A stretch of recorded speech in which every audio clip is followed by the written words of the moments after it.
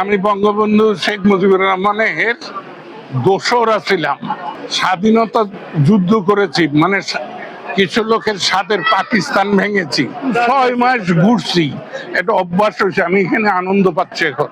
এভাবেই আদালত প্রাঙ্গণেই নিজের ক্ষোভের কথা তুলে ধরেন সাবেক মন্ত্রী আব্দুল লতিফ সিদ্দিকী। রাজধানীর শাহবাগ থানায় সন্ত্রাসবিরোধী আইনের মামলায় জামিনে থাকা লতিফ সিদ্দিকী আদালতে হাজিরা দিতে আসেন 13 মে বুধবার। বেলা 11টায় তাকে এজলাসে ওঠানো হয়। মিনিট 10 পরেও তিনি সেখানেই দাঁড়িয়েছিলেন। এ অবস্থায় কাঠগড়ায় দাঁড়িয়ে থাকা অপর 2 আসামিকে চকলেট দেন তিনি। 11:15টায় বিচারক এলে তার শুনানি হয়।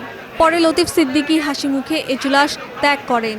এই সময় আদালত প্রাঙ্গণে সাংবাদিকদের সঙ্গে কথা বলেন তিনি। হাসতে হাসতেই তিনি সাংবাদিকদের ক্ষোভ প্রকাশ করে বলেন, আদালতে আসতে ভালোই লাগে, অভ্যাস হয়ে গেছে। আমি ওটাকে অস্বীকার করলাম। দেখলাম তো এখানে আসলে আনন্দ পাওয়া যায়। হ্যাঁ, এই বাংলাদেশের আসল চিত্র, আইনের শাসন আছে কিনা সেইটা দেখা যায়, বোঝা যায়, একটা উপলব্ধি হয়, অনুভব হয়। সেই অনুভবটাকে জাগ্রত রাখতে আমি ওটা আর চাইনি। বললাম যে আমি ওটা চাই না। আমি বঙ্গবন্ধু শেখ মুজিবুর রহমানের দোসরা ছিলাম। স্বাধীনতা যুদ্ধ করেছি, মানে কিছু লোকের সাথে পাকিস্তান ভেঙেছি, তারই জন্য আজকে এখানে আইছি। এর আগে আবেদনের পরিপ্রেক্ষিতে 13 মে ঢাকার মেট্রোপলিটন ম্যাজিস্ট্রেট জুয়েল রানা লতিফ সিদ্দিকীর ব্যক্তিগত হাজিরা মওকুফ করেন। এই সময় দেশের বিচার ব্যবস্থা ও ভোগান্তি নিয়ে লতিফ সিদ্দিকী ক্ষোভ ঝাড়েন। তিনি বলেন, এভাবে বিচার ব্যবস্থা চলতে পারে না। গত 6 মাস আগে এই মামলায় আইনজীবীর মাধ্যমে হাজিরা দেওয়ার জন্য আবেদন করা হয়েছিল। আজকে এই আদেশ দিলেন। 6 মাস ঘুরছি, এটা অভ্যাস হয়েছে। আমি এখানে আনন্দ পাচ্ছি এখন।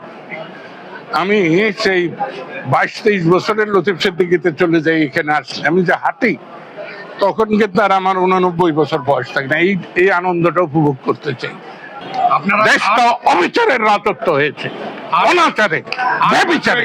এছাড়াও সাংবাদিকদের সঙ্গে আরো কথা বলেন সাবেক সচিব আবু আলম মোহাম্মদ শহীদ খান। মানে কি আদালতে এই যে হাজার হাজার মানুষ আসতেছে, তারা কি পায়? আসলে একটা তারিখ তারিখ তারিখ তারিখ, বছরের পর বছর। এইটা কোনো বিচার ব্যবস্থা হতে পারে না। এই বিচার ব্যবস্থার অবশ্যই সংস্কার এবং পরিবর্তন হতে হবে। বিচারকদের মানসিকতার পরিবর্তন হতে হবে। স্বাধীন বিচার চাই, স্বাধীন বিচার চাই। আর আপনি এখানে বসে বসে মানে অর্ডারের জন্য অপেক্ষা করবেন, নির্দেশের জন্য অপেক্ষা করবেন, তাহলে আর স্বাধীন বিচার ব্যবস্থার দরকার নেই। বলে দেন যে আমরা বিচার করতে পারতেছি না। মামলার সূত্রে জানা যায়, মঞ্চ ৭১ নামে একটি সংগঠন ৫ আগস্ট আত্মপ্রকাশ করে, যার লক্ষ্য মুক্তিযুদ্ধের ইতিহাস বিকৃতির বিরুদ্ধে প্রতিরোধ গড়া।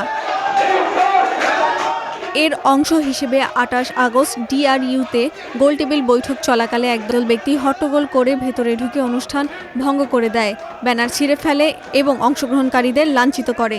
পরে লতিফ সিদ্দিকী ও অধ্যাপক শেখ হাফিজুর রহমান কার্জনকে অবরুদ্ধ করা হয়। পরে পুলিশ ১৬ জনকে আটক করে এবং শাহবাগ থানায় সন্ত্রাসবিরোধী আইনে মামলা হয়।